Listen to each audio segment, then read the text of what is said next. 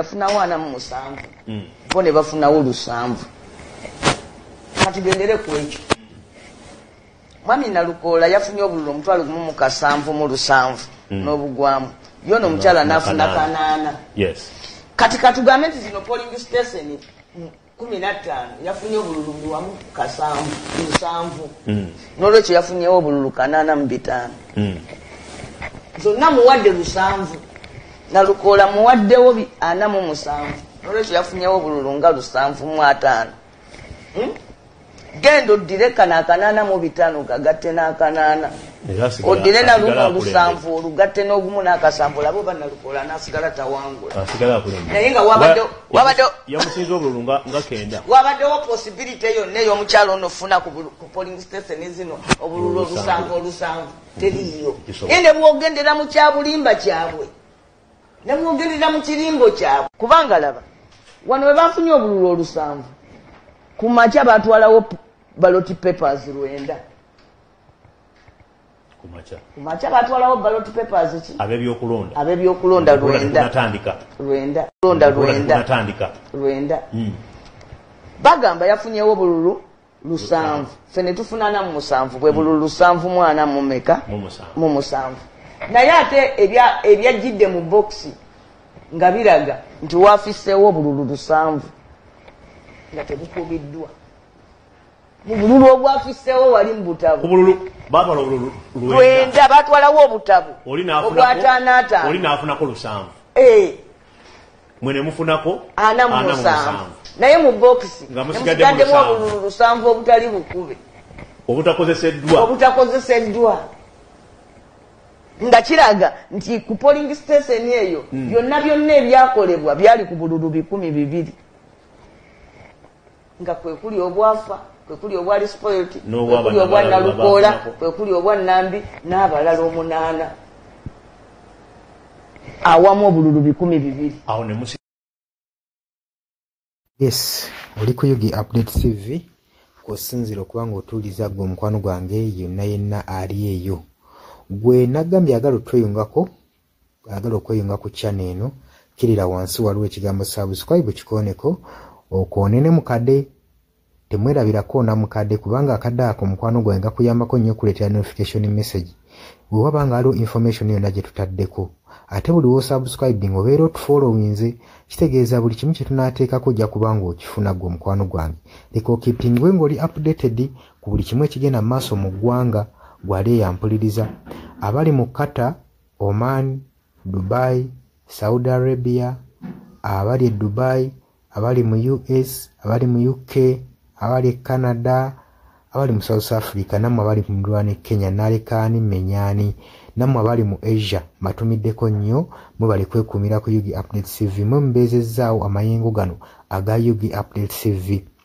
Mikwano gyange sola beebaza kinnoomu wabula nsazeewo nkozese lino eddoboozi ery'ewamu nsobole okubeebaza mwebale kuyimirizaawo channel eno mwebale mwabajja naddala mwabajja mu comment section ne mukomentinga ne muteekako endowooza yammwe ne mutangaaza bannayuganda ku ki ekiteekeddwa ekituufu okukolebwa gwe okusinziira ku ndowooza yo.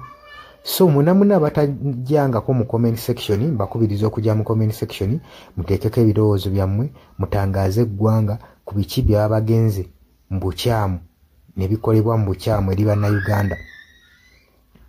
Dani ku Airlines e Kenya nawe nkutumiddeko ennyo naye jangu mu comment section oteese toteekako buteesi linnya lyo mujje mu comment section mwe abasharinga abalikinga namwe abasubscribinga mwe muyimirizaawo amayengo ga channel eno. Enamba y'essimu gye mbateereddaawo eya nooti 726 nooti emu 679. Eyo enamba ya WhatsApp eri mu kimyufu ye namba gy'ogenda oyita kuba gy'osobola okuyitako gwe omukwano gwange ayagala okulanga wamu naffe ng'alina bizinensi yo ng'ogyagala tugikulangire nga wandyetaazo gikulangira. Eyo namba gy'oba oyitako ku WhatsApp osobole okuba nga naye bizinensi yo gikuba abantu tugikulangire gwe omukwano gwange ali eyo ampuliriza. Ne ngenda mu maaso n'okulabula abantu ku biki ebigenda mu maaso mu ggwanga naddala ng'akalulu kano aka 2026 katuukuse kengedde.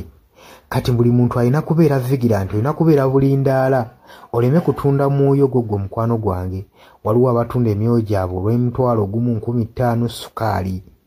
Gwe beera ng'omanyi akaseera we kanaatuuka akakuba ballot paper, beera nga manyi omuntu ogw'ogenda okuwa, gw'ogenda ottiikinga, gwe gw'olaba asobola okukulaakulanya ekitundu kyo constituency yo, gw'olaba agenda otwala eggwanga mu maaso. Bannange tusibwa nnyo akatambaala mu mutwe mu biseera nga bino. Newankubadde obwavu babubalumizza mutya, totunda mwoyo gwo ku lw'akantu katono, wabula saasira ku ggwanga lyo, osaasire ne ku zadde lyo, osaasire ne ku future weenaabeera. Lowooza ku by'emu maaso. Weewaawo abamu muyinza okulowooza ng'ebyo batabakwatako nga tebikwatako, naye ensobi yonna ekolebwa eiza relative, sengaawo, maamawo, kojjaawo, biyinza otutuuka ng'ekyo ekizibu gwe kyetooloddeko, ate olaba ebikwatirako biyinza otutuuka esa ne byetooloola ne bifundikira nga bikkutteko gwe mukwano gwange ali eyo. So kyenva nkubiriza baganda bange mwenna bali ku Yugi Update TV ogenda maaso n'okusharinga information eno. Baganda baffe beebereremu ate era baleme kutunda mwoyo gwa ggwanga, babeere nga batambulira ku mazima, nga bayimirira ku mazima, nga bayimirirawo ku lw'eggwanga lyaffe erijja mu maaso, ku lwa future y'abantu baffe n'eggwanga lyaffe mu maaso, kubanga buli muntu ekigenda mu maaso kati akiraba. Gwe atalaba kigenda mu maaso nkakasa obeera muzibe. Ate era ne muzibe naye alina byawulira ebimukyemula omutima, kati n'amanya nti no mu ggwanga mulimu kino. So nkubiriza buli omu obeere lalabayi wa munno, osobole okuba nga oli kalabaalaba w'oyo ku biki ebigenda mu maaso. Obakubirize n'omubakubiriza. Waliwo abali mu byalo nga tebamanyi kigenda mu maaso. Mubaagaliza subscribinga ku mikutu gino bategere ebigenda mu maaso mu ggwanga lyaffe. Wakati smartphone zajja gwe mukwano gwange ali eyo. Wabula mbaagaliza olunaku olulungi, mubale kwekumira ku Yugi Update TV, mubatana subscribinga mugere mu maaso n'okusubscribinga. Mbaagala nnyo era mweraba.